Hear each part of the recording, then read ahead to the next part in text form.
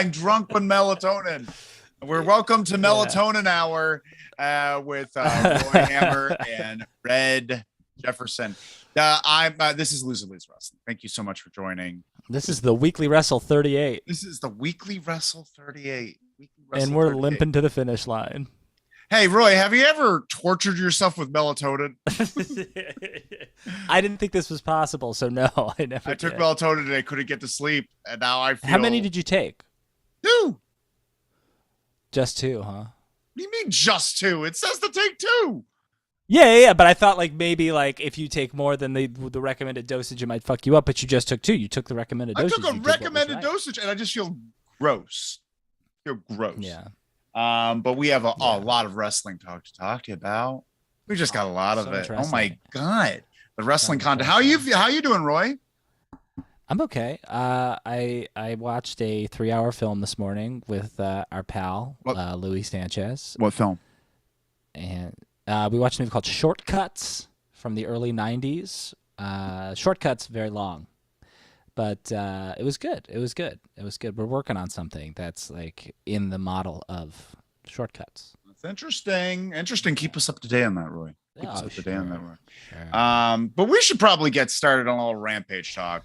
Yeah, and I think we should buzz through. We got a lot to get to. So let's just talk about our favorite part of Rampage. But there's a few things. There's actually a good amount of stuff that's happened. Let's just breeze through real fast. It was a fun Darby versus Matt was fine. It was good. It was a good match. It's what you expect. But afterwards, after Darby won, Brody King and Julia Hart came out and challenged Darby and Sting at this upcoming show. Yeah. So first thing, why wasn't Buddy Murphy there? And also, they're still going by House of Black, huh? Yeah, I guess they're going to stick with it. I mean, I think that's why. So AEW copyrighted House of Black, probably because Malachi was leaving and they wanted to continue those two as the House of Black in honor of him leaving. But Malachi Black didn't want to be like, hey, that's mine. So AEW copyrighted it to make sure that they could continue using it. So they might as well use it. They paid for it. Yes. After that, we get an announcement that Sammy Guevara is facing Eddie Kingston at Arthur Ashe. That's good. That's positive. That's good. And then Sting and Darby Allin versus Buddy and what's his name? Buddy Matthews, Buddy Murphy. Yeah, but in who? And Brody King. What's his name? Brody King, of course. Those guys in a no DQ match will be a lot of fun. Sting in a no DQ match is really, really fun. Always. Sting in any gimmick match, any match right now, I'm very excited for Sting. Yeah. We got Troy Fusilier in the chat. Troy Fusilier is in the chat. Already coming in with the quack, quack, quacks. Quack, quack, quack, quack, quack, quack. That's what they say. Troy's quack, quack, quack, quack, quack. Early gang, what's up? Thanks so much for joining us, Troy. Come hang out, Troy. Troy, send us an email so you could get in the gosh dang Discord, loserleespod@gmail.com. We need you in the Discord, friend. Sleeveless Saturday. How you doing with your sleeves, bro? Are they off? Yeah. Troy, get those sleeves out of here. Get those sleeves out of here. It's Saturday, dog. Saturday. We're having get the breeze come in. Troy says, I don't know how I feel about Logan Paul facing Roman. We'll talk about that momentarily. We're breezing through. Also announced Claudio versus Jericho. That'll be fun. I'm very excited for that. I think that's a good move for Claudio. Yeah, they painted themselves to kind of a corner though. Is Jericho going to win the Ring of Honor title? Why are you saying they painted themselves in the corner? Because now Jericho, who's been losing a lot lately, has lost to Moxley and Bryan. Is also going to lose to Claudio. Just beat Bryan the week before. Yeah, but he's going to lose to every member of the Blackpool Combat Club, except that could be a part of this thing. It could be. It could be. I hope so. Like, cause he can't lose. He can't lose. And we also got announced that Jade and Diamante had a little segment, and it's gonna be Jade and a partner of hers versus Diamante and the baddest bitch of the 305. Who is this, Roy? Who is this bad one? Are they bringing back Ivelisse? Yeah. Does anyone know Ivelisse's area code? Because the thing is, too, they were a tag team in the women's tag team tournament that they had in 2020. I remember. But I thought for a second there, it's just like, is she just talking about Mercedes Martinez? She might be. She could be. Troy writes, y'all jacked. Damn right we are, friend. Let's go. We're not. Well, Red's jacked. I'm not. Send us those. Hey. Go to the hotline. Send us your jacked arms, right? Yeah. Roy? We'll post them online. Troy writes, Jericho always pulls off a match. I think the Eddie Kingston match wasn't the worst match. It's just the interference. Yeah, it wasn't the worst match, but also there was just some weird miscommunications with them. Like, I don't know. I feel like there was some bumbling in all those matches, right? A little bit. But then, we got Willow versus Penelope Ford, which is a fine match. It was a nice little reminder of Penelope Ford. Like, hey, remember her? She was good. Although, give me more Willow. But I'm glad that she's getting this opportunity. I'm glad that Penelope is getting a little bit of something because I like her better than some they throwing on the TV. But Penelope, they reunited. I guess they're reestablishing her and Kip Sabian. Yeah, and then Kip Sabian, people are going to hate it, I'm sure. But he's doing Al Snow's gimmick. He's talking to the box like it's a mannequin head. Oh, is he? I think so. And maybe it's not like a direct Al Snow ripoff, but it's similar. He's talking to the box. The box is what controls him. Interesting. Or Moppy. Okay, now I'm on board. Perry Saturn and Moppy. Greatest love story. And love triangle with Terry Runnels there as well. Penelope Ford. Very happy for Willow Nightingale. Then we had a little backstage thing in the back, Dark Order and Andrade. Dark Order and Andrade, not Andrade, Roosh. That was Roosh, right? Yes. Excuse me. And Roosh in the back. But there's going to be a match or something. They're going to be in there's this big battle royale going on at Arthur Ashe. Yeah, I'm a little confused. I just kind of let it roll. I got to go back and watch it again. Hassan is in the chat, Roy. Hassan says, hi there, guys. And Troy writes, yo, God, yo, blessings. And Hassan then writes to follow it up with, hi. We love you, Hassan. We love you so much. We love you, Troy. Thank you so much for joining us on this bright and early Saturday morning. Bright and early. Saturday, it's 2 o'clock in the afternoon over here. Bright and early. And the main event, then we had Danhausen versus Ethan Page, which was short. Ethan Page won. That was what you expect. Whatever. It's just like I feel like, why are you these are pointless matches because Ethan Page his gimmick. Better. It would be great if he did a whole thing around I want to beat up all the stupid comedy guys, and he just beats up Danhausen. Then he challenges Luigi Primo to a match, kills him. And then, I mean, he's got to take down Orange Cassidy. Really, what should happen here, and this is crazy. But Pac should lose to Orange Cassidy, and Orange Cassidy should be the intramural transatlantic champion. And intramural transatlantic and then Ethan Page should want to fight him in a month in Toronto. And up until that point, he should kill every comedy wrestler in the company to go after the ultimate comedy wrestler, Orange Cassidy. So Danhausen, Luigi Primo, he should beat up both the best friends. He should fight anybody who's funny. Kill them all. One who's funny, Kenny Omega. He's funny looking. Whoa. Hassan writes, I saw your review on SmackDown and Rampage. Hey, thanks, Hassan. I appreciate it. I believe it. But the last part of the night we had is Josh Woods versus Samoa Joe in a great match, a very good match. Joe was just looking a little tired. Joe just needs a few more reps. He's been acting for the last few months. He's got to get back into ring shape. I'm telling you right now, that's not the same as wrestling, Roy. It's not. Acting and wrestling are not the same. But that's the end of the Rampage review. It was fine. Do we feel anything about it, Roy? You farting there, Roy? I feel like it was an okay show. No, there's dog hair on. I'm trying to dust the dog hair off, but the fans are on it. It blows in my face. Roy. All right. We have to keep moving on. We have to talk about the news.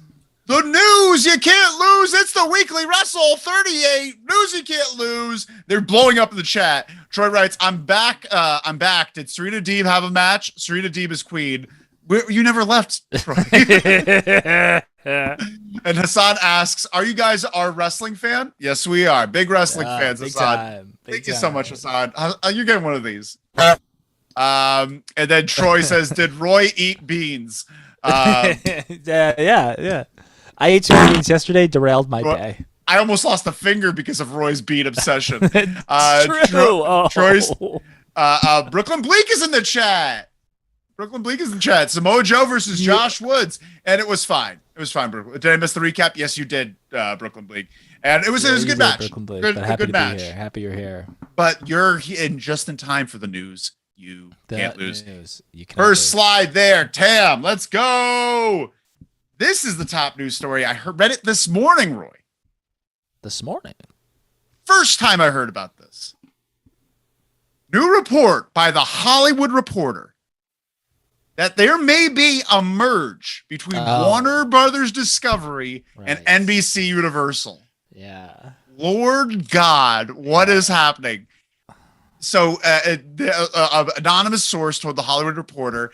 This anonymous source was apparently some sort of an executive. Bischoff. But they're just like, Peacock sucks, and we're just fucking like they're taking out the app sucks, and that the merger has been talks for a while. And what happens in that positioning for AEW and WWE? WWE and NBC Universal have a long relationship going back to the 80s with Dick Ebersol. And they've been very good for for Peacock. They've been very good for Peacock. Now, AEW has been great for this, for TNT. And Warner Brothers has been very happy with them. And they want more wrestling content on their shows, and they're talking to AEW about it. Who do you pick, Roy? Who's merging with who, though? You know what I'm saying? Does it matter? Time Warner? Yes, it does. Time Warner Discovery merging with NBC Universal, because if that's the case, then they are going to want to stick with their product, and that's AEW. And they recognize what they'll have in WWE. They're not going to disrespect WWE.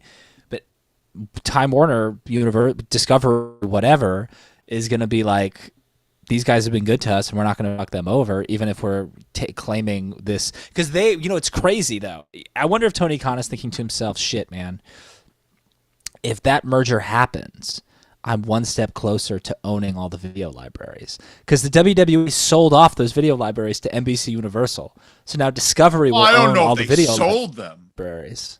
I don't think they sold them. Rights. I think it's just distribution. Are you okay? Oh, they're fine. Yeah. I'm sorry. Where the desk is, the window is right here, and I live in this not a complex, but there's many apartments. And nobody treats their garbage cans well. Like, they're always strewn about all over the street. So the city came and stole everybody's garbage cans except mine, because we keep ours by our house. And I constantly, anytime I sit here, I watch people walk out with their garbage bags. And they're like, they don't know what to do because their garbage cans are gone. That's pretty funny. It's funny that the guy walks across the street. Anyway. The chat's blowing up. Hassan writes, "Did you fart?" And then Troy writes, "It's a sound effect." And then Brooklyn Bleak says, "Oh God, no." We have Krista Kane in the chat. Krista Kane. Yo, let's give you something fun here. Krista Kane says, "When is the press conference?" Oh, it's right now, bro. You made it. Yeah, this is it. This is the new press conference. Troy asks, "I don't know, but which press conference?" Hassan writes, "You guys are hard." Hassan. That's right. Let's go. Krista Kane says the press conference for Jake Paul versus Roman. They haven't had that yet, have they? Which Paul is it? I don't even know which Paul it is. We're talking about the. I thought it was yesterday. We'll talk about the polls in just a second, Krista Kane. Yeah, I don't know. What do you think? What do you do? I mean, they can coexist. Like, none of these channels are going away. They can all coexist. In terms of the NBC and Warner Brothers, if they merge, and they're going to merge, and they want to do what they always do, what's best for business. If you have a rock that's worth $1 billion and you have a rock that's worth $100 million, which one do you pick? You don't have to pick anybody. But you do, because they are two separate companies, unless they merge them, which would be horrifying. But they don't own either company.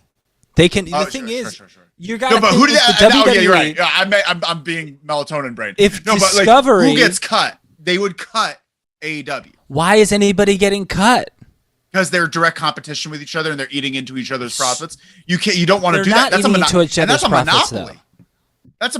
They don't want to look like a monopoly to the trade commission, the NBC, Universal, and Warner Brothers. If they own literally the only two pillars of a wrestling of industry, yeah, they used to own two. They don't want any more attention than they do. They'd probably cut one. They'd have to cut one. But they don't own anything. But that's like saying, like, when.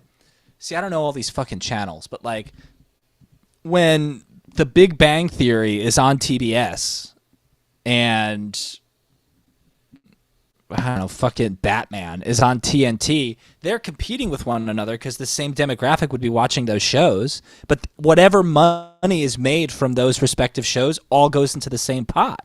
If the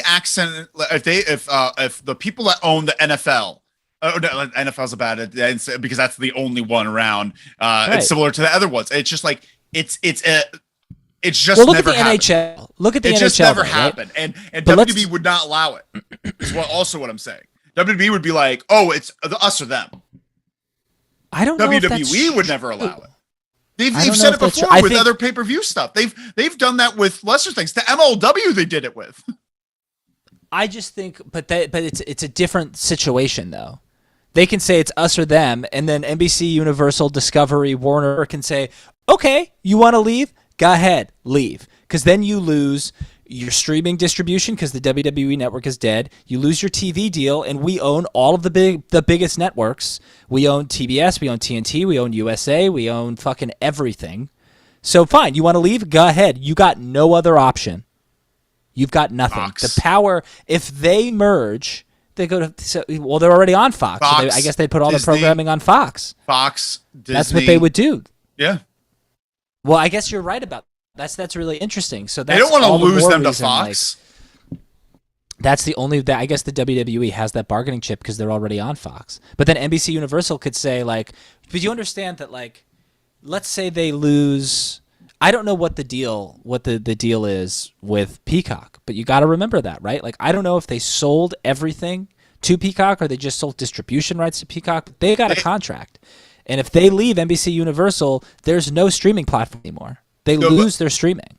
I'm 100% sure that WWE has in their current NBC contract what they like. You will only work with us with wrestling. You will not purchase or invest in another wrestling company. And so, like, I'm sure if this merger goes through, that things are going down, Roy. Things are going down. But and if I were Tony Khan, I'd be worried because they bring in so much more money. Well, then Tony Khan will go to Fox. But that's the thing is, like, Fox won't go to Fox nor NBC can work with AEW because of WWE's contract. WWE has done that. But they've done it with pay-per-view. They've done it for TV. But we don't know. We could just go by history. And what we can see from history. Go by history. Is that anytime WWE has worked with a company, they're just like, we are the only wrestling one. And they've done that in every single relationship. It's scary. I don't like it. I don't like it, Roy. I'm scared. I'm scared for Tony. Because Tony's having a bad day right now. I'm just assuming. We have comments here, Roy, that we have to get to. The press conference is happening right now, Roy. Oh, damn. Bummer. We're going to be losing some viewers. Hassan says, what is press conferencing? Troy writes, for me, the press conference starts in 10 minutes. Woodsy says the merger would be bad for 8. Woodsy the Beast is in the chat, Roy. Yeah. Roy. Woody's here. I'm sad. This is making me sad. Don't be sad. This is exciting. It's exciting. No, it's not. If I lose AEW, I'm no longer a wrestling fan. We're not losing AEW. You just said we are. No, but we might lose it on TNT. If they don't have a TV deal, they got nothing. Yeah, no, but like I'm not worried about them. They've proven themselves. Like they will be a. If they ended their contract today, if they ended where are they their going to contract, go? Nickelodeon. What? Like plenty of places. Amazon, Disney. That's it.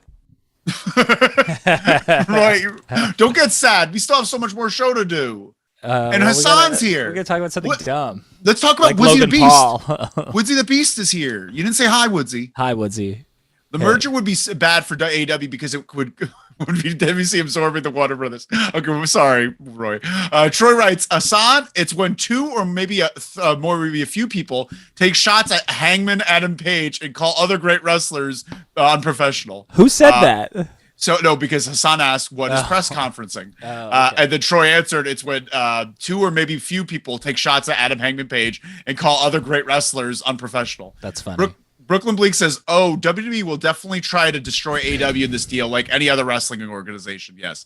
Hassan says, how about the Big Bang Theory on HBO Max and Fox? That's a good point, Hassan. Who said that? Hassan said that? Hassan. I love Hassan. That's a good point. That's a good point, Hassan. Joe writes, way too early to speculate about the merger. Joe would know about this stuff more than anyone.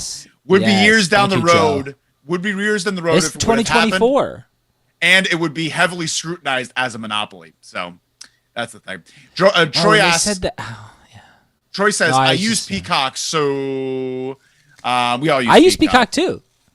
Hassan writes, do you guys like movies? Yeah, we're big fans of movies. Roy just watched a 3-hour one. I did. I just watched a 3-hour movie called Shortcuts this morning. I got tacos and a cup of coffee, and then I watched a 3-hour movie. Hassan, you're welcome on every single one of our shows. Yeah, come hang out. We love you, Hassan. Joe writes, Tony must think the Warners that the Warner's out to get him too, just like WWE. Lol. Yeah, Tony's scattered. He's poor. Leave him alone. He's had too much coffee this morning. I know it. He's had a hard year. He's had a hard year. Chica Marks is in the chat. Chica Marks. I like turtles. I just can't handle getting any more subscriptions. Please, no more. Poor Chica Marks. She gives more than anyone in the world to subscriptions. I bless her. No, do not give Chica Marks another subscription. She has NJPW. She has Ring of Honor. She has all of it. Well, she has it all. I think she hopefully, if there's a merger, all these apps will merge. Troy writes, but first coffee, then poop emoji. And then Hassan Terrell says, tacos. You like tacos? Love tacos, Hassan. Love them. Although I did like the tacos I had this morning. You did or did not? Controversial take. If you're ever in Austin, Taco Deli sucks. Yeah, Taco Cabana's where it's at. Taco Cabana. I don't know. I've only had Taco Cabana once, and it was with you. Many years ago. Many years ago. You know, Adam Waitman works at Taco Deli, and I was just like, no. He used to. And now he's in Florida. Do you know? Have you heard this? He runs an open mic in Florida, but it's on Zoom, and the host of the open mic is a Crow action figure, like Brandon Lee as the Crow, and he does the voice. It's insane. Adam Waitman's brilliant. We have to keep moving on, Roy. We have to keep because we have to get to the next hot topic of the day. Yeah, Logan Paul versus Roman Reigns at Crown Jewel. Yeah, sure. Well, there's something to be nervous about here, Roy. That's why we have to talk about it. Because he's not winning, right? Just say it to me. No. What? Say Logan Paul's not winning the championship. Just tell me Logan Paul winning not the championship. What? Logan Paul's not winning the championship. No, of course not. Okay, Cody Rhodes is going to win the championship. I hope so. Hey, should we go to Royal Rumble? I'm going to WrestleMania. Yeah, but it's in San Antonio. We can see Cody win the Rumble. There's a lot of money I'm spending. Yeah, it's so true.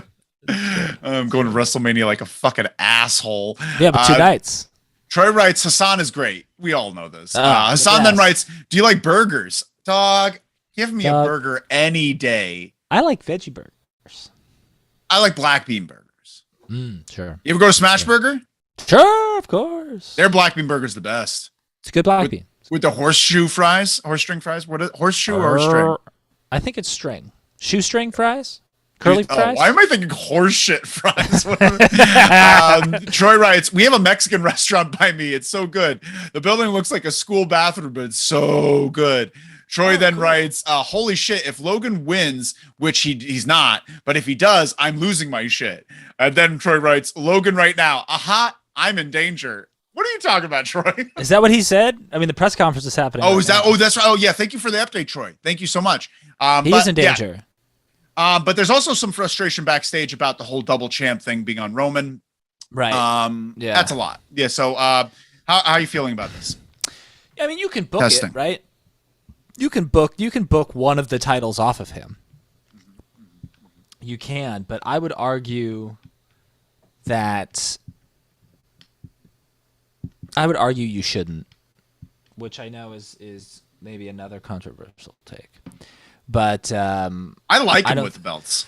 It's not. I don't love it, but I think look, this is my own opinion, but Triple H, the number one thing that I think he needs to do is reestablish value in the heavyweight title. But I'm an old school wrestling fan.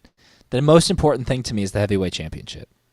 Sure. So it's got to get off of Roman at some point, and realistically, the only person left is Cody, and it would lessen the impact of Cody's win if it wasn't for both championships after Roman has had them for such a long period of time, especially if Karrion Kross gets one and then Cody beats Karrion Kross instead of beating Roman or something like that. It should be Cody versus Roman on night 1 and then Roman versus The Rock on night 2 if you're going to do Roman versus The Rock.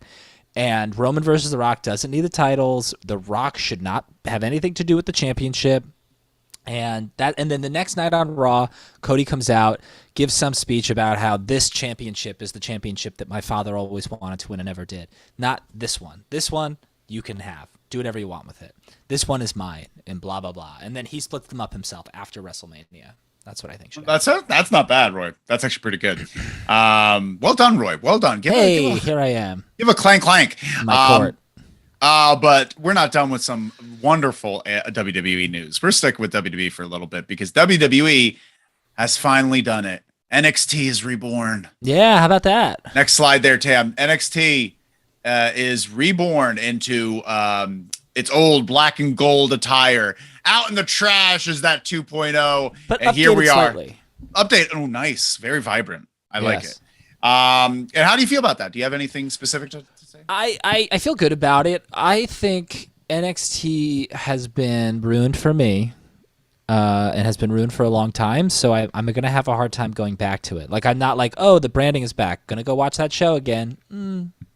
It's going to take some time. I just want them to go back to being a little darker. Yeah. It's too bright. We have some comments here. Brooklyn Bleak says Logan Paul winning the title equals David Arquette winning the WCW title. I don't think that's the same. Why? He's a fighter. Yeah, I guess, but they had the same number of wrestling matches. Yeah, but he's a better one. Sure, of course. He's an actual athlete. Yeah. Although David Arquette not that bad of a wrestler now. Sure. I don't mind Logan Paul being a wrestler and challenging for the title. I just don't want him to win. Yeah, I mean it's like a big spectacle. It's a spectacle. Hassan says, "Do you like Dairy Queen?" Roy, your thoughts on Dairy Queen? I haven't had Dairy Queen in years. My dad really likes Dairy Queen. Like a blizzard. Yeah, he's an old school cat.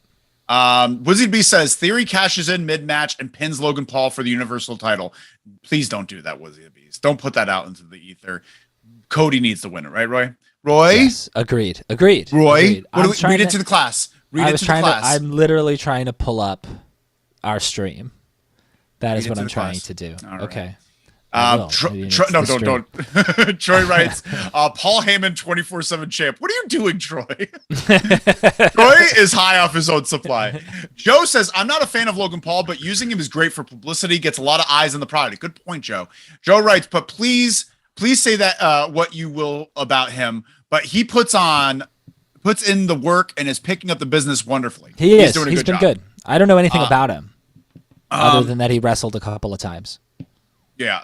NXT. Hassan writes NXT is Tam. NXT writes NXT is black and gold. Oh, I'm sorry. See, that's why I don't look at the chat. I'm getting out of here. I tried for a second. It didn't work. Tam is in the chat. NXT, like the Phoenix born from the ashes. Wow, man. Someone's been watching wrestling. I know, right? And the thing is, Tam, it's like 3 a.m. He's getting pumped up about wrestling right now. Yeah. Love it. Great job, Tam. Great job, Tam. And by the way, with that NXT logo in the trash, Tam, I'll have you know, I just made that on Photoshop. And I feel really You made that?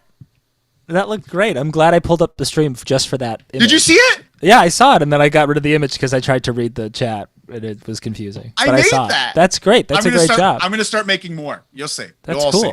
Let me know how I did, Tam. Moving on, because now we're getting into some spicy AEW stuff. Next slide there, Tam. The suspension updates. Some of them have been lifted. We got Pat Buck is backstage again. We got Christopher Daniels, Nakazawa are back doing stuff. Cutler, I think, is back, right, Roy? Yes. Cutler's back. I don't know if Cutler's actively back, but he's not suspended.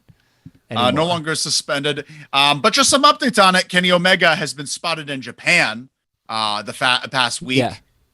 Spotted in Japan at the video game offices.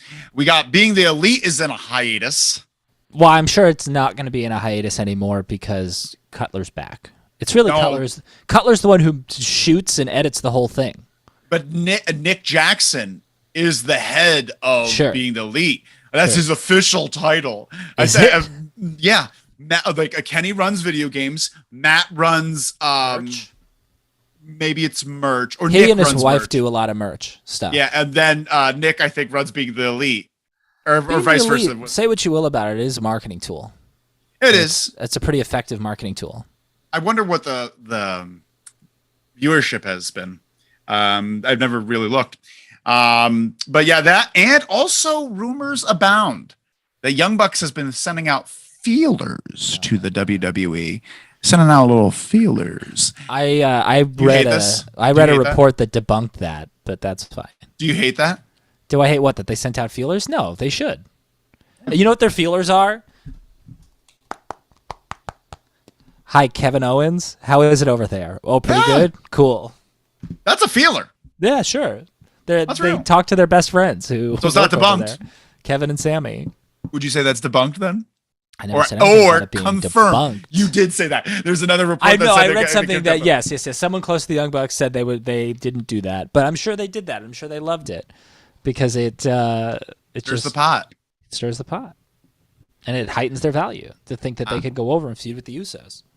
And we still no word on Ace Steel and CM Punk. We still have to wait for this. We still have to wait for the third-party investigation to end. Where do you see this going? What do you see as the next big news coming out? Who's coming back first, if at all? The Bucks and Kenny are coming back, and they're coming back, I would say, by Canada. They're going to be back in October. Are they still EVPs? Yeah, sure. Yeah. And I think Punk comes back. I think it's a huge, huge mistake if they don't try to make money off of this at some point. They have to. Yeah. And Punk's got, I mean, you got to think like Punk has to grow up for 6 to 8 months anyway, so everyone will cool out, calm down. And they got to grow up. Yeah, Punk's never going to grow up, but he does have to grow up. He just has to learn how to do business. He's going to be a Toys R Us kid for the rest of his fucking life. He sure is. He's also on the cover of the video game, so hopefully he's not going anywhere. He is? Yeah, he's right front and center on the cover of the video game. How heartbreaking for Kenny Omega. Kenny made that decision. I wonder if he did. He's also on the cover of the game. We got Joe saying Triple H saving NXT like he saved the main roster. All bow down to the King of Kings. Very good, Joe. I wish I had that sound effect. Troy writes, Adam Pearce versus Ronda Rousey for the... none of that, Troy. None of that nonsense language. Bootsy the Beast says, NXT 2.0 was dark, the mob killed a man. NXT 2.0 was dark. Period. The mob killed a man.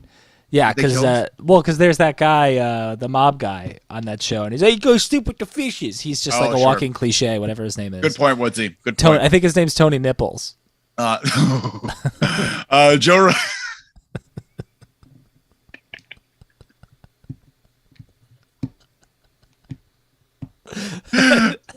Tony Nipples. Come on, he just squeezing his nipples there. You're getting the record. That's what we should call Daddy Magic. Is Tony Nipples. Yeah. He's more toward it. Joe writes, hopefully he remembers that it's supposed to be a developmental territory for them.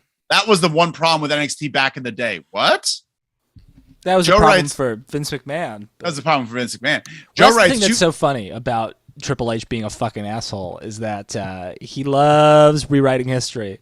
He loves talking about how NXT is the developmental brand when he was singing a very different tune for many years. He was. Joe writes, you focus on older talent, not what NXT was meant for. Hopefully Raw and SmackDown will be like the original NXT, with NXT proper truly being developmental. I think that's fair. I'd like that. Sure. Tony's in the chat. Boom, boom, boom. Tony. It's Britney, bitch. They better put belt on Danielson. Yeah, we hope so. And then MJF immediately take it. Yeah, that's what should happen. I think Danielson is there to be a transitional champion to your next heavyweight champion, which is probably MJF. Joe writes, the show being on hiatus has nothing to do with Cutler. They were probably asked to lay down during the suspension. I'm sure some combination of things. Yeah, but I understand that. I understand that, like, it's still centered around the Bucks, but also understand that, like, I mean, I fast forward all the stuff that doesn't really have to do with. But it's also like a marketing tool for a lot of other people on the roster. So I don't know why they should. Why that show should continue to be on hiatus if Cutler's back and can shoot and edit it, and you give opportunities to other talent to do things. Yeah. You know? Tony writes, Punk is broken. Each match he gets injured. And I don't think that's fair. People are calling him out because the thing is, the first one was a fluke with the guardrail. Yeah, and they got worse in the match. He jumped into the crowd. Yeah, that was stupid. But he got worse during the match. But I wouldn't call that injury prone. That was an accident. This one was, this is the first time Punk's gotten injured in a match. Yeah, and I think that's also an old injury that broken. he re-injured. Like it's just and that could happen to anybody. I don't want to be so quick to say that he's old and broken. Or like injury prone when it's been two pretty upsetting injuries back to back, but it's also how the first one was gotten was just different. I think it's more Punk being completely like Luck hates CM Punk. Yeah. But speaking of when Luck hates CM Punk, next slide there, Tam. Boy, Mindy's Bakery. Have you heard? All these reviews? They're so funny. Really funny. So after the press conference, they started going on and just flooding the page with 5-star reviews. They're all 5 stars. For the most part. Just being like, the place has never been the same since Kokobene here. Or what is this? I gave this 5 stars, but I'm not Meltzer. I ordered one of their pastries and gave me enough energy to fight the Young Bucks and Kenny Omega in my locker room. Great place for grumpy old men who prefer sugar to other substances. Very fun stuff. Really fun. But also there's some negative ones which aren't nice, right? Yeah. I guess I haven't seen them. Let's not leave negative ones because you don't like CM Punk. Yeah. Somebody's just left with like 1 star. These taste as good as CM Punk fights. Like, come on. Be creative. Tony writes, Jericho is 10 years older and he don't get injured. Okay, it's a good point. It's true. It's not bad. Wizard of Beast says, being the elite is the reason I love Private Party. They had a ladder match in the backyard for $12. What? That is true. During the pandemic. That's pretty funny. They fought each other. Yeah. Well, I hope the best for them.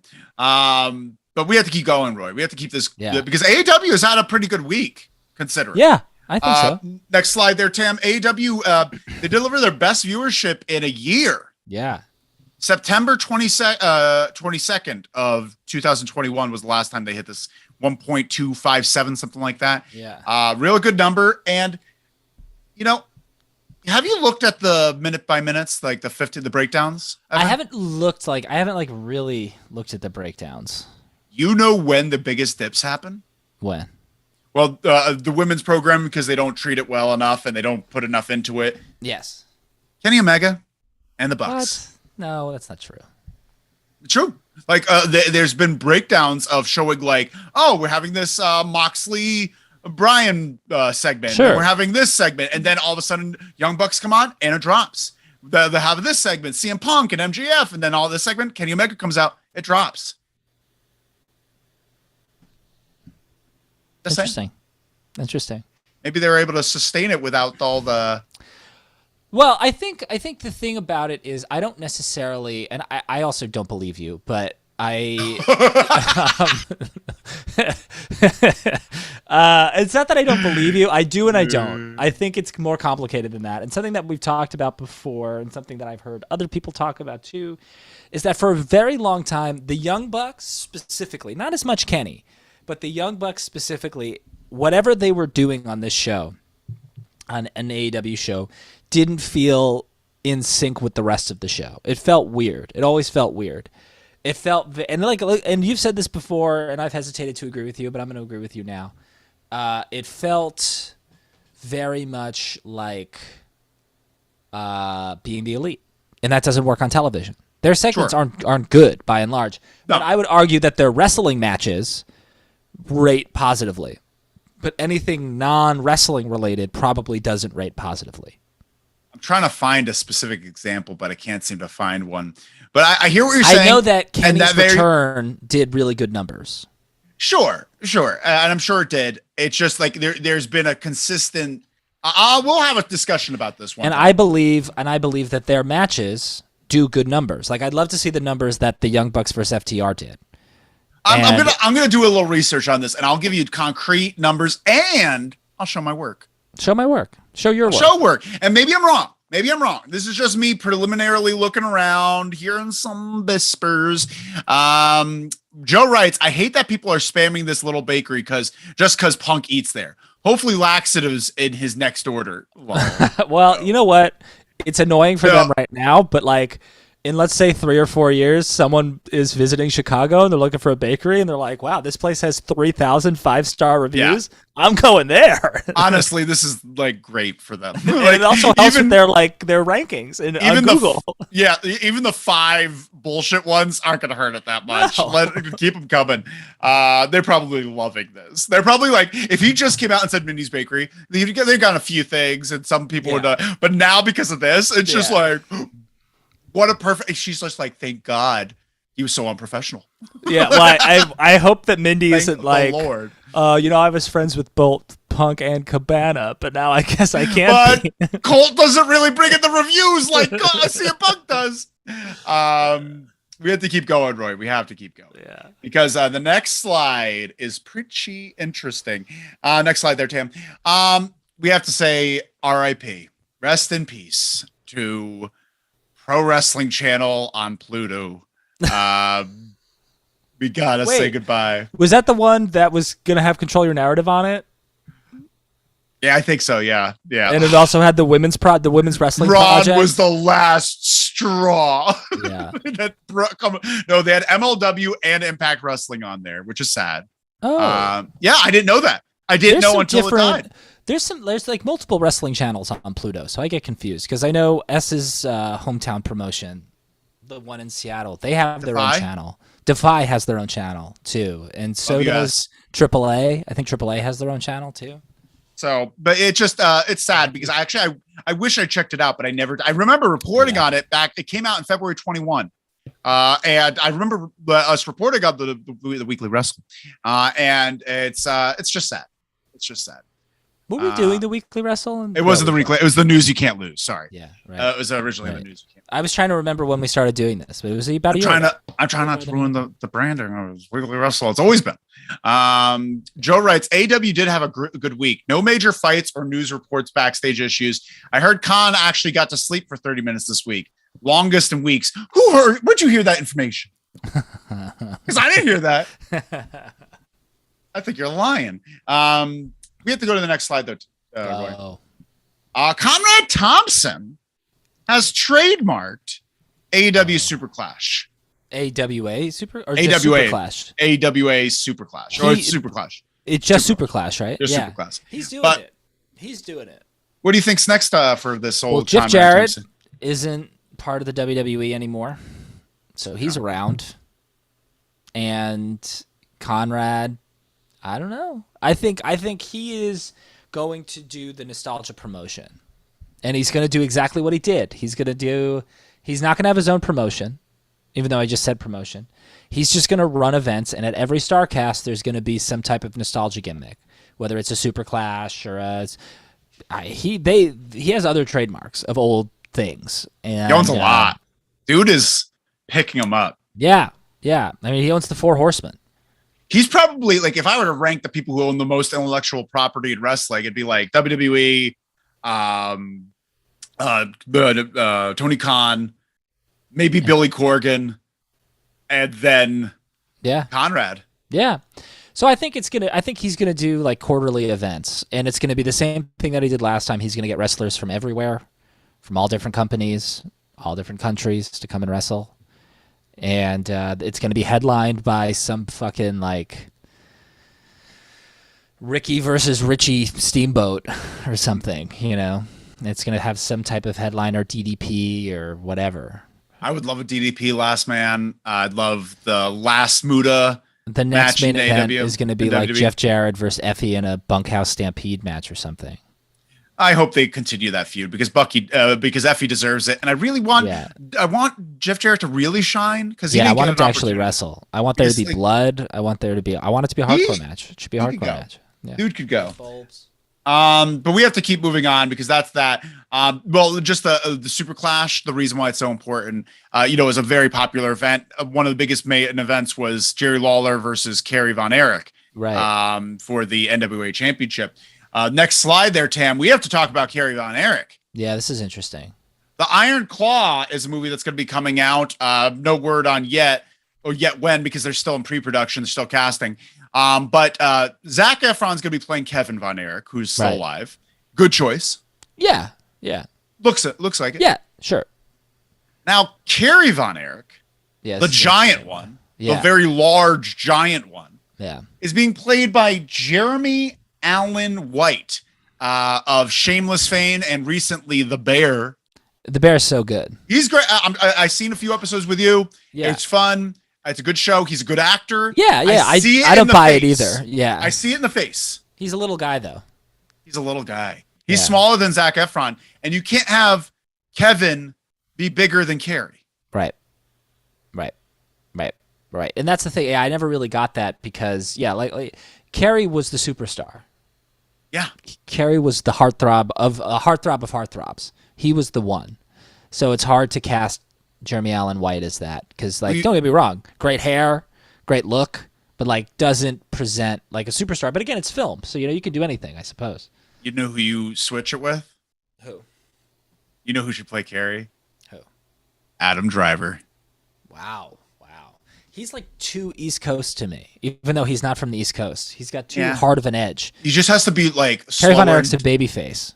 But he's also dumb as rocks. So he just talked like an idiot. I don't know. Yeah. It just sounded like a dumb. Kerry Von Erich is dumb as rocks. And then Adam Driver could just be like, be slow with it. And I'm Kerry Von Erich. But I don't see him as like being a baby face that could hype a crowd up. Adam Driver, yeah. More than fucking. Well, actually, no. Jeremy might be a good wrestler. Honestly, I could see him hyping people up, but I think Adam Driver could do it too. Joe writes, was the Impact channel or a completely different one? It was the channel with Impact on it, the Pro Wrestling channel. Impact had its own channel. But I'm just saying that Pro Wrestling Channel had Impact and MLW content on it, and Pro Wrestling Channel is now dead. That's the one that was talking to Control Your Fart. I don't know. I'm on melatonin. Want to listen to a funny story real quick? Yeah. Jason, my little brother. Oh shit. He was taking vitamins. He gets vitamins every day, and he gets them online. And he ordered these vitamins, and they came into a different pill form. He's just like, whatever. The most manufacturer changed, so he takes the same ones he's taking every day, and he started getting sick. He's like in the middle of the day, he's like passing out. And he's just like, I feel like shit every day. And he goes to the doctor. He's like, do I have COVID? And they're like, we don't know what's wrong with you. And then he looks at his supplements and he was taking melatonin during the day for weeks. And he's like, why do I feel shitty? That's so good. So funny. He didn't look at. It took him weeks to look at the bottle, huh? He's just like, I get the same ones every time. Same bottle, same pill. Wait, the pills look different. Oh, they must have changed the manufacturer. Or so, he just thought, it's so funny. Joe writes, where's the Hulk Hogan Chris Hemsworth movie? I feel like so many things are announced but then disappear. No, that was written. Now it'd be a production, and I think it's in production. I think it's but that doesn't mean it's going to come out that they were in production this year, I think. Has it been filmed? Let's find out. On June 13th, 2002, is still signed to play Hulk Hogan in a biopic, but we might be waiting a while. That film's a while away. That's sort of in development stages, you know. And if that comes to fruition, great. Todd Phillips is brilliant. Haven't ripped any shirts off yet, but you'll be the first to hear about it when I do, is what Chris Hemsworth said about the movie. So where did he say it? What's the source you're using? Movieweb.com. He said Movieweb.com. it to comicbook.com. Comicbook.com seems like a legitimate source. I have a comicbook.com exclusive coming up in a second. Oh, interesting. But we have to keep moving on, Roy. Yeah. Because we ain't done. And shit. We have so much to go through. Yeah, because a top 10. This doesn't have a slide, Tam, so I'm just going to speed through it real quick. Eva Marie gets stung by a bunch of fire ants. Oh, she's okay. Next slide there, Tam. Yeah, I didn't mean to laugh because she got hurt. It's just so random. Next slide. Ricky Steamboat to come out of retirement, Roy. Isn't that crazy? After he said earlier this year, is just like, no, I won't do it. I don't want people to look at me now and think like, oh, this is the last time. You know. But he changed his mind once enough money came. Yeah, it sounds like the price was right. Yeah. And it's going to be a big time wrestling on November 27th. Probably a tag match. With his son. He's tagging with his son, who also retired for a long time because of knee injuries. So it's nice to see that he's back. Yeah, I think they already announced it. I think they might have already announced They just announced the date, but I don't think they announced the participants. Yeah, we'll see. That sounds fun, though. I trust Ricky Steamboat to have a healthier match than... Yeah, me too. Me too. Next up, we have next slide. Luigi Primo, has made his AEW debut. The reason I bring this up, that even though there's apparently a lot of drama going on, I'll tell you later, with Luigi Primo. But Luigi Primo, great guy. Always been nice to Roy and I. Yeah, Austin. Nice to us. We were part of the Austin Wrestling Society. We're wrestling alumni. Hey, when you're here, there's an Inspire show. We should go. I would love to. Yeah, let's definitely go. We're former slam bots, but we wish we're happy for Luigi Primo. So much more. Miro hates it. Yeah, I saw that. I don't blame Miro for hating it either. I get why Miro hates it. Why is Miro on TV? And then Andrade's just like, maybe I should come out with tacos. Oh my God. Yeah, those two guys, not surprised that they hate it. I get why, though. They would both be really successful right now in the WWE with Triple H as the leader. So, you know what? I just want to say this quick thing about AEW versus WWE.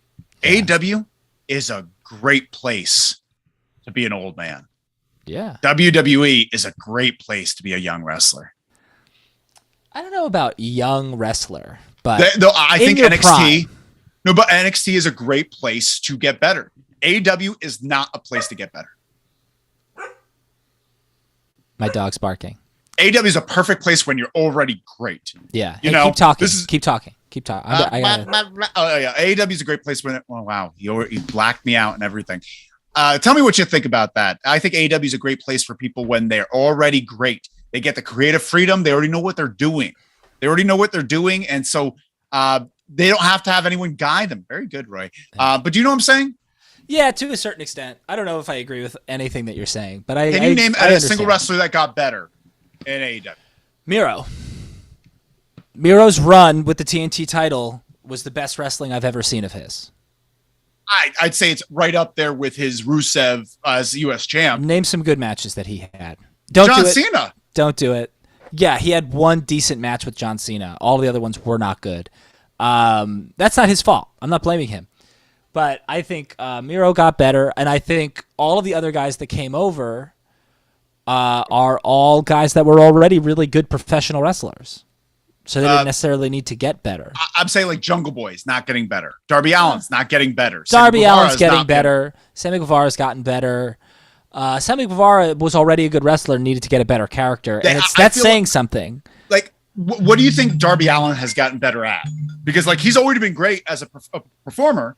He hasn't got better as a talker. His matches haven't gotten better. His matches, I think, are just as good, if not better.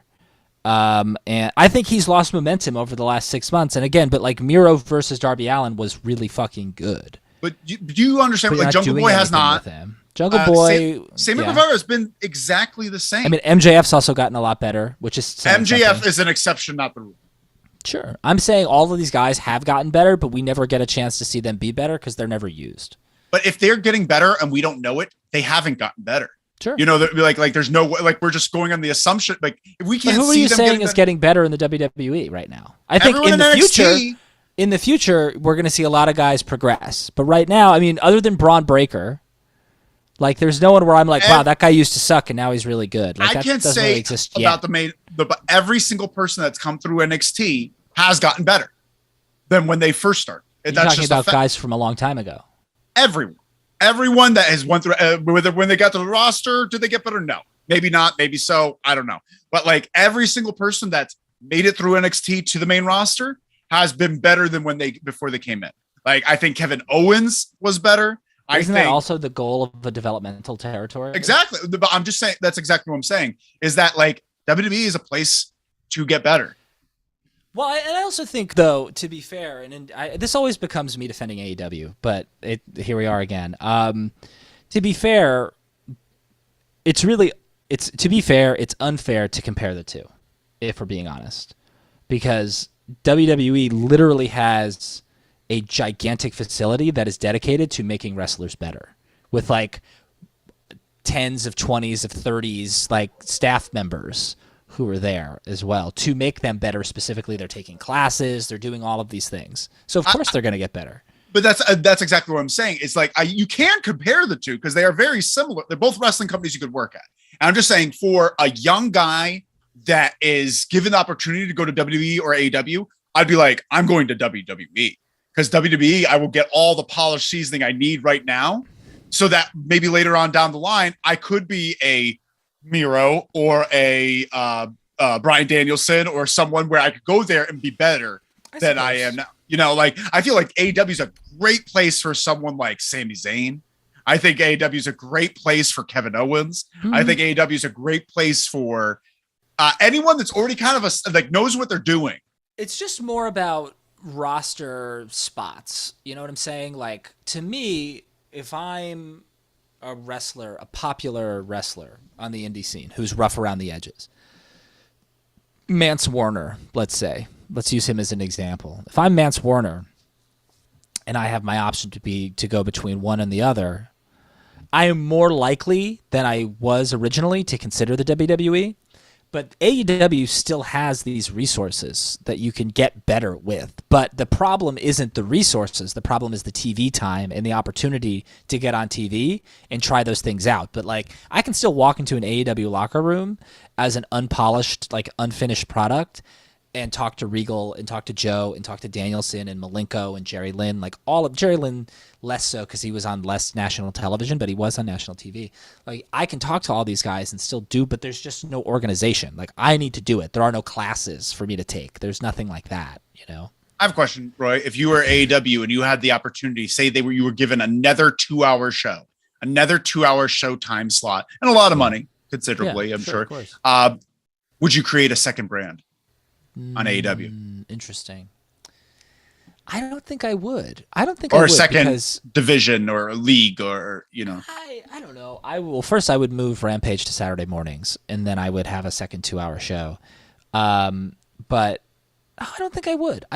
Because I think ultimately at the end of the day, I can't compare apples to apples here necessarily. But if you look at like the WWE, WWF roster in 2000 and look at all the top guys and how deep that roster was, especially when Guerrero and Eddie and Saturn, like all those guys came over. And then you've got Jericho and Angle and Austin and Triple H and The Rock and The Undertaker and Kane and Foley still there in some capacity. Like, you've got all these guys. They didn't have a brand split. They just had 2 2-hour shows, and everybody got the TV time they needed. So I think, 1, you need a better booker. And 2, I don't think you need a brand split. I think there's plenty of time for everybody. And they try now. They try their best to cram as many fucking people in as they possibly can. You know what you need? And I feel like I'll get crucified with saying this. Shorter matches. Potentially. I think shorter matches, because it's like, and I'm not saying like the average match on AEW lengthwise, 12 minutes probably. Something like that. The average. Yeah, that's like nuts. That. I mean, your opening match is usually 15 to 20 minutes. Your closer is usually 15 to 20 minutes. That's almost an hour of your show. Yeah, but, I would say that it should be closer to 7.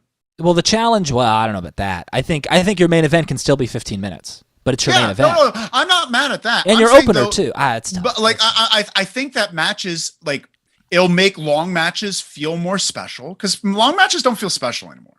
When something goes on a while, like, it's just like, yeah, well, of course, it's AEW the main event of really, AEW. Like, changed the landscape of like wrestling matches, because never on television has there been this much like pay-per-view length and quality matches. It's never existed before. And this is shit you could do on an indie, but when you have a roster as deep as AEW, you know, like you're talking about WWE in 2000, they had 2 2-hour shows, right? But they had their matches probably in the 7-minute range. Well, here's the challenge. And everyone got on. Everyone got time because there was always there's more space. But you've presented yourself with the issue that that's what the AEW audience has grown used to. And based on the feedback that we've heard ourselves personally, and what I've read and all of that, the AEW fan wants wrestling. Then you have to stop hiring so many people, because you're just getting them. I agree. You're getting the performers upset, and the performers no longer like you. Well, I think they just want to be used. And I think they came to AEW to be themselves and to be used and to get to do what they want to do, but now they can't do what they want to do. Did I go away? Your video disappeared, but I can still hear you. Oh no. But anyway. Yeah, keep on dancing. Yeah, so I think it's challenging. I think it's a challenge for AEW, but I agree. I think maybe their matches being shorter is not a bad idea. I think that's an interesting concept. Yeah, I don't know. If you think about it, you could get and also the problem is you don't really have a roster full of people who who can lose all the time. So it's constantly like these bigger matches where you kind of have an idea of who's going to win, but you're already disappointed because you don't want either guy to lose. So it's like that's also tricky too. But I have one last piece of news for you, Roy. One last piece of news. We got to speed through it. We got a top 10 to talk about. It's easy. PWI 500 came out. Yeah. You know who's pissed off? Cash Wheeler. Why is Cash pissed off? Left off the list entirely. Really? Absolutely left. Dax is at 101, and he is not on it at all. Dax at 101 is disgraceful. But they issued an apology, say it was a misprint. There was an issue. Really? Yeah, and he was supposed to be at 153. He was supposed to be at 153, which you know what that means, Roy. What does that mean? Poor number 500, Dustin Wilson, was not supposed to be on that list. That's really funny. He's off. Really funny. You've been kicked off, dog. But Roy, that's the end of the news. Wow. Tam, let's just jump right into it. We're going long, so let's just jump right into it. I brought up the idea of doing a top 10 triple threat matches of all time. Well, I put my list together, and remember, it's the top 10 my favorite. I also think best is part of it, but so my feeling is that the top 10 best triple threat matches of all time are on this list, but maybe not in the order that we all would agree on. Oh, no. So before we jump into that, I do have an honorable mention slide, and I have 5 matches on my honorable mention. 5. So there's 15. There's actually 16. One didn't even make the slide. Better start writing them down. Cam, you can jump to that slide. The match that didn't make the slide was, I believe it was Rey Mysterio versus Juventud Guerrera versus Billy Kidman at Starrcade 98. Great match. Didn't quite make the honorable mention cut. The 5 matches that were honorable mentions: first, Diamond Dallas Page versus Chris Benoit versus Raven at Uncensored 1998. A lot of fun. It's true triple threat, too. They're really all killing each other the whole time. That didn't make yours. Well, it gets tough. Sure. The other one, Daniel Bryan versus Randy Orton versus Batista, WrestleMania 30. Didn't quite make the cut, but an excellent match nonetheless. Interesting. Didn't quite make the cut. Trish Stratus versus Jazz versus Victoria from WrestleMania 19. I just love that match. I think it's a lot of fun. Sentimental favorite of mine, but didn't quite make the cut. Another sentimental favorite that's like really not that great of a match, but a favorite of mine is Raven versus Saturn versus Canyon from Road Wild 1998. Falls Count Anywhere. It's a good time. And then the last one that didn't quite make the cut was Triple H versus Chris Benoit versus HBK. The rematch, not the one from WrestleMania 20, which does make the list. Okay. Wow. What a fucking list. Yeah. These are all someone's top 10. Sure. And now look. When we get into the top 10, there's going to be something that you disagree with, and I know it. I know it. And that's okay. But you have to think, I put sentimentality into this too. There's some stories that go into the reasons why I chose these matches. I thought not just about the quality of the match, but the story that goes into it, all of that stuff. I thought about it all. Is this going to get me angry, Roy? I don't know. I think you're going to be like, really? Number 4 is going to get you really, really angry. Let's go! But Sam, let's go to number 10. My number 10 match is the most recent match on the show. I loved this match. I had a great time watching it when I watched it live. It was the triple threat match for the AEW Championship from Double or Nothing 2021, Orange Cassidy versus Pac versus Kenny Omega. Now, this match was the first... this was for the AEW Championship? Yes, it was. And it was the world title match at the first show AEW did with a full crowd after the pandemic. I don't remember this at all. On fire the whole time. The action never stops. Kenny does an excellent job.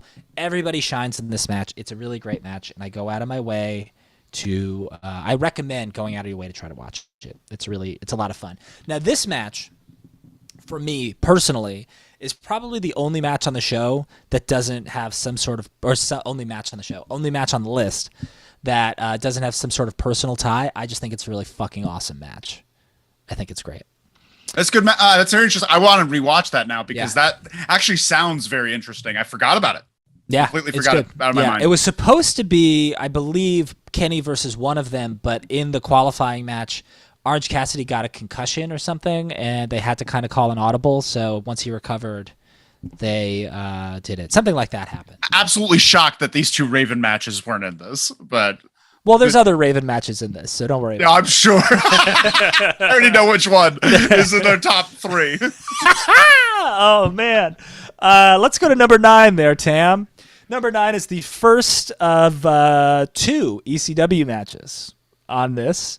Number 9 is Taz versus Mike Awesome versus Masato Tanaka from Anarchy Rules 1999. Now, this match is really interesting. It's elimination, and I believe it's the only elimination match on the list. And this was Taz's last match in ECW, or was supposed to be kind of his last match. He came in as the champion. The rumors were out that he was going to leave the company, but they didn't know when. They didn't know whatever. And it was supposed to be Taz versus Masato Tanaka. And then right when the show starts, Mike Awesome appears with Judge Jeff Jones. They do a backstage segment, and now it's a triple threat. And it's the 3 of them. The match starts, and within 3 minutes, Taz gets eliminated. And it's clean as a whistle. I think I remember hearing about this. Tanaka, I never saw it. Masato Tanaka hits like a roaring elbow, and then Mike Awesome hits a splash. Boom, Taz is gone. And then mid-match, the entire ECW locker room comes out. Paul Heyman at the front, and they all give Taz a standing ovation. And Taz is there, and he's crying, and Paul Heyman, and keep in mind, I'm 9 years old, and I'm watching this on scrambled pay-per-view on cable. I can't make out anything that's happening, but I'm listening to it. The audio is clear. And this memory will ring in my head forever of Paul Heyman getting the mic and being like, I hired you because you're the toughest motherfucker there is. And I remember that was like the first time I ever heard that word. Sure. And everyone's chanting for Taz, and it's like a huge moment, and it's really, really special. And then Tanaka and Mike Awesome kill each other for the next like 15 minutes, and Mike Awesome wins. And he's the new ECW champion, and it's like, this is the new generation of ECW. Of course, it goes terribly because Mike Awesome leaves immediately for WCW. Yeah, within like 3 or 4 months. But I think this match is a lot of fun. All of the emotion that goes into this match is a lot of fun. Yeah, definitely check that out. Anarchy Rules 99. Your brother suggested this in the Discord. Yeah, which was the right call. My brother was he was right about it. It's a fun match. I have to check that out. It lacks a little bit in the triple threat because it's an elimination. So, but it's still this is causing me to rethink a lot because like I haven't seen a few of these matches. Wow, interesting. Continue. Yeah. All right, Tam, let's move to number 8. I don't remember what number 8 is, so let me check my list real quick because I know the stream is a little bit behind. Yes. So number 8 is the other ECW match. It is from the very first ECW pay-per-view. It is, that's a good call. I didn't think of those. It is Terry Funk versus the Sandman versus Stevie Richards. Now, we watched this recently. Yeah, we did. And look, as a match, is it great? No, not really. But I had the opportunity to watch this, not the Peacock version, but the original version of the show. And the Peacock version does manipulate the audio a little bit, but in the original version of the show, Terry Funk has the crowd in the palm of his hand the entire time. It's so emotional. It is so, so emotional. And you've got this guy, fucking Terry Funk, who's 50 years old, against a guy who doesn't know how to wrestle, and another guy who's never wrestled on a show this big before, and was essentially just like a lackey character up until about 6 months before this. And he makes them both feel so important. And Terry Funk, somehow at the age of 50, is still in the prime of his career while this is happening. And it's what a tap dance act for Terry Funk. Yeah. Because honestly, like that's not a fair position to put anyone in, much less the most important person in your company. Right. And you got to think, too, this is ECW's first ever pay-per-view. He is the reason they're on pay-per-view because he is a name that everyone knows. The entire future of the company is riding on Terry Funk's shoulders, and he succeeds. With his busted-ass knees, he did it. And then him and Raven have that match afterwards. That's fine. It's like 5 minutes. But in Terry Funk's bleeding, and he's doing his thing. It's so emotional. He comes out to Desperado. Like, that's his theme. That's like his entrance theme. Which Always you don't hated get on that, Peacock. by the way. Always hated that. But it's very good. It's very good. So those are my emotional picks. And Very now we can go to number interesting. 7, Tam. Now this match, this number 7 match, I guess is another match that's on here purely for quality, but it's important to me. It's an important match to myself. And it's the main event of the first ever Ring of Honor show. It's Christopher Daniels versus Low-Ki versus Bryan Danielson. Now this match was important for a lot of reasons. But to me, it was important because my brother got the DVD, brought it home, and was like, you need to watch this. And it was my introduction to indie wrestling, essentially. Like, I didn't know anything existed outside of WCW, WWF, and ECW until I saw this. And these are the 3 guys who were the face of independent wrestling. The launch of Ring of Honor was contingent on these 3 guys. And the match is great. It's a very I really have to see. Damn, this is really making me think. This is for free Tony on Khan. YouTube. Oh, is it? Yeah, this match is free on YouTube. I'm going to watch it. Let's all watch it. Let's all watch it. We'll talk about it. And that's all because honestly, I love Low-Ki, and I never saw Low-Ki versus Danielson. Oh yeah. That sounds like good. It's That good. sounds They good. both kick the shit out of each other, and then I'd they both imagine. kick the shit out of Daniels. Daniels. It's great. Danielson's the only person being professional in the damn match. Yeah. Not trying to hurt him. Yeah, and it's fun. It's a really fun match. It's a really good match, and it is pivotal to the launch of Ring of Honor. This was the main event. Gabe Sapolsky said these are the 3 guys who are the best in the world right now that are unsigned, the best 3 unsigned wrestlers. And these 3 guys created the work rate style.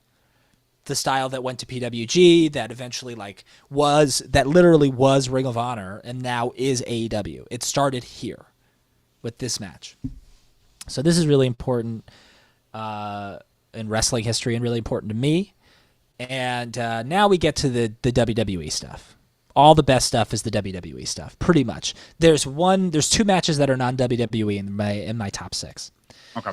Tam, let's move to number 6. And number 6 is from Royal Rumble 2015. Brock Lesnar versus Seth Rollins versus John Cena. This match fucking rules. I remember watching this match with my brother, and on the eve of me moving to Austin, I left for Austin the next day. And I remember being shocked at how fucking good this match was. This match was great. Seth Rollins is so the picture says it all, really. This picture says it all for the match. They bust out everything you can imagine. There's some really great spots. The pacing is good. Everybody uses their strengths. Seth is flying all over the place. Brock is throwing everybody everywhere. Cena's getting all the heat. It's great. My favorite triple threats, other than that, my favorite triple threats are when everyone brings something completely different. Yeah. You know, like too often there's a story going in where like, oh, 2 friends have to face each other, but there's a third that's in the way. You know, I'm a big fan of like Brock is all power, Seth Rollins is all speed smarts, and John Cena is all heart. And I just love that combo. Totally. And it was a great match. Great match. Yeah, I love. Excellent choice. Now I'm getting, and it's kind of forgotten about. It's a little forgotten about, but it's great. I'd put it up higher personally, but we'll see where your others are. I think there's a couple that you wouldn't put on my list. That you wouldn't. I can't wait to hit number 4. Let's move to number 5. Number 5 we've already alluded to.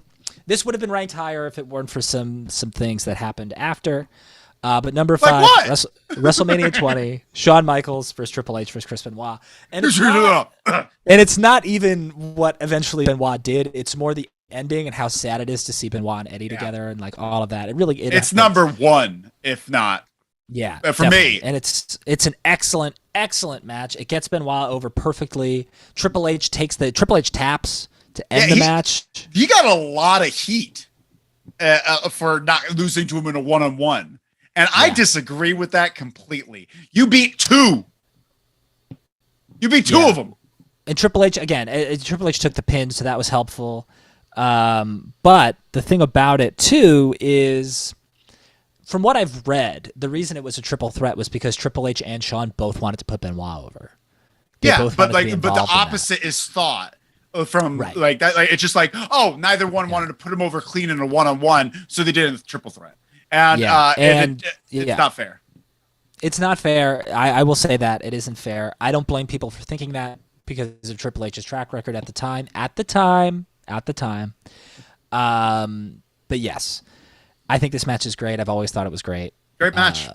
Yeah, I'm surprised that the second one didn't make it up higher, but just because of this one, because I didn't want to do repeats necessarily. It is very good. It is very good, but I kind of wanted to choose, and I didn't put any tag team matches on here either. I kind of stuck to singles as well. I appreciate you doing that. Yeah. So now we'll move to number 4, the controversial pick, but this is like again favorite. This is one of my favorite matches ever because it's just so fucking stupid and fun.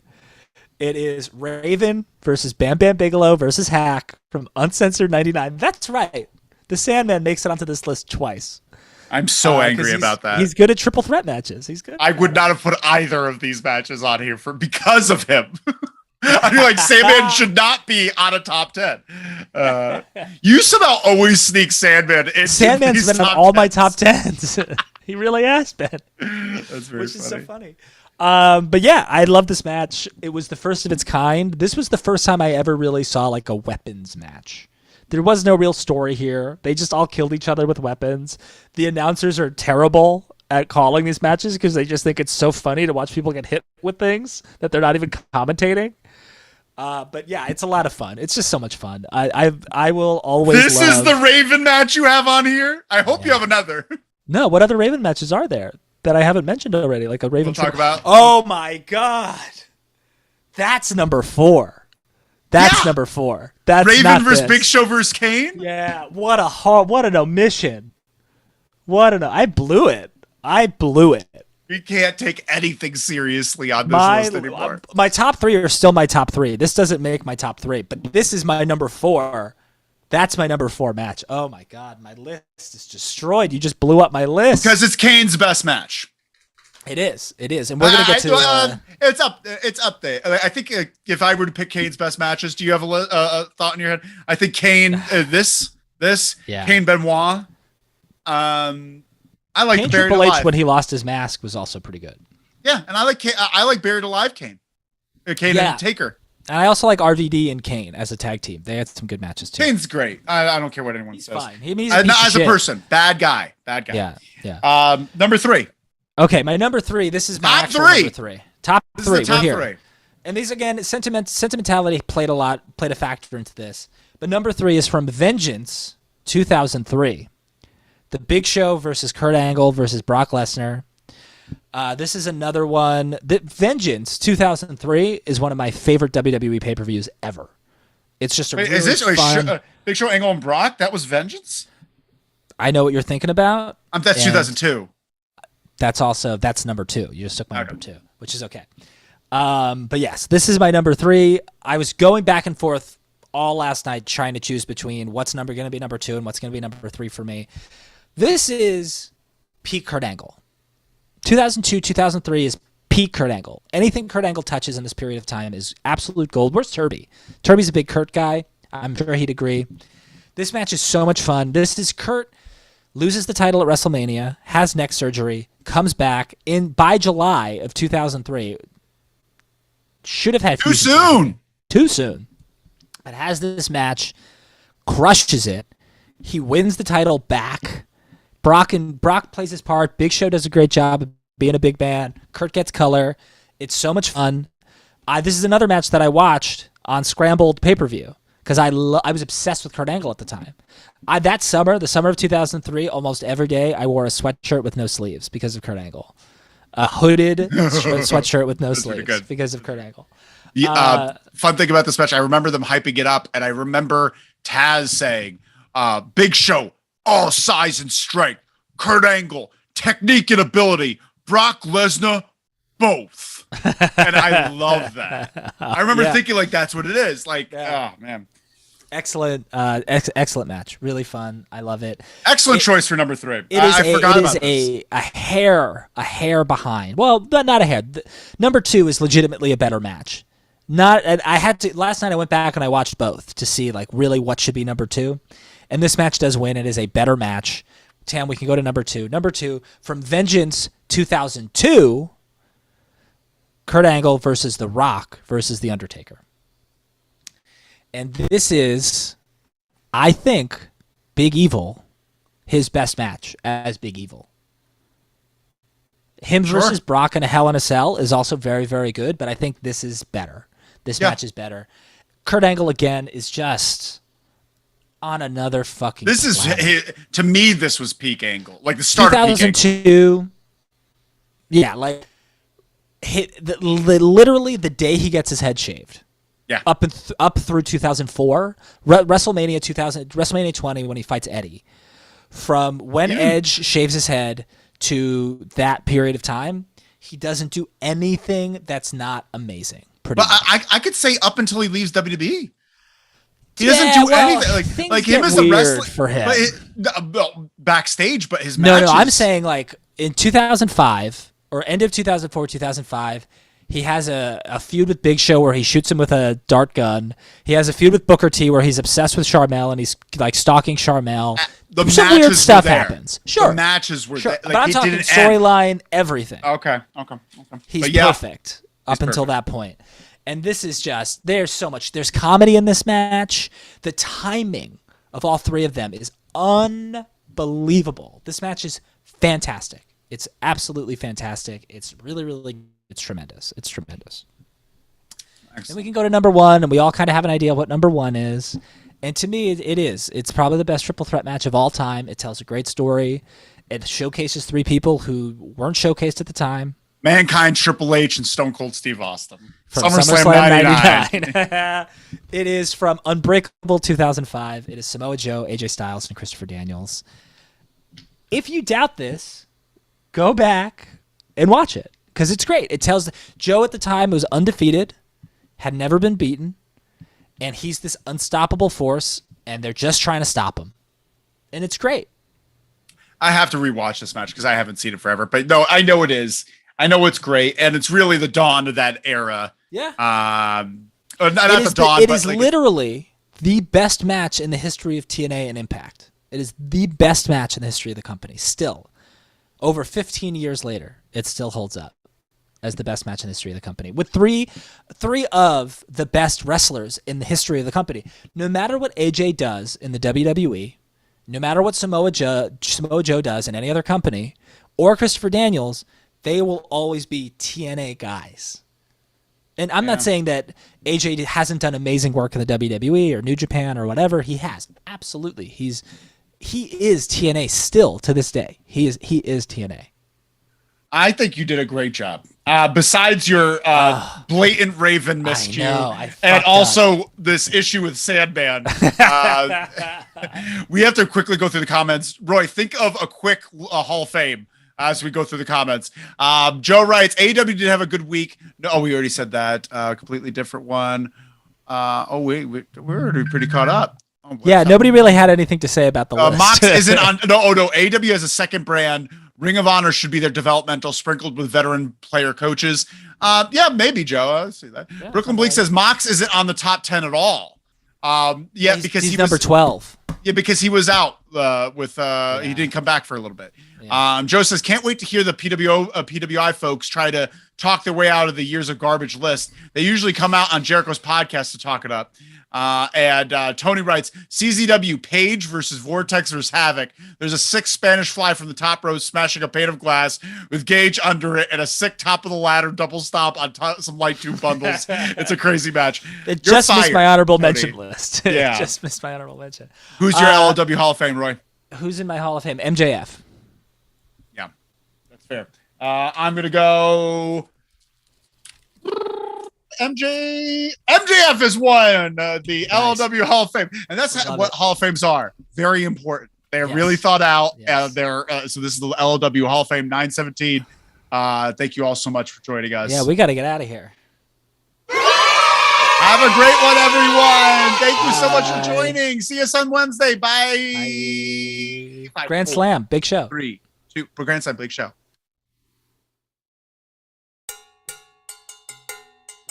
Olé!